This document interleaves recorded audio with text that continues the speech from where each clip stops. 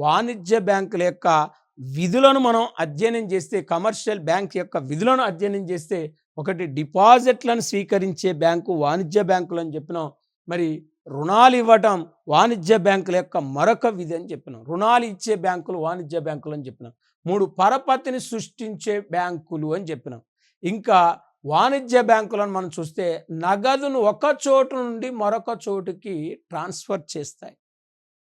అంటే ఖాతాదారుల తరపున నగదును ఒక చోటు నుండి మరొక చోటుకి ట్రాన్స్ఫర్ చేస్తాయి.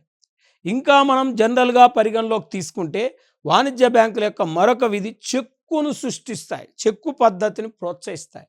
మరి చెక్కు పద్ధతిని కూడా ప్రోత్సహిస్తాయి వాణిజ్య బ్యాంకులు అంటున్నాం. ఇంకా లేటెస్ట్గా వాణిజ్య బ్యాంకుల యొక్క విధులను మనం అధ్యయనం చేసినట్లయితే వాణిజ్య బ్యాంక్ యొక్క విధి మరొకటి మనం తీసుకుంటే ఇక్కడ ఖాతాదారులకు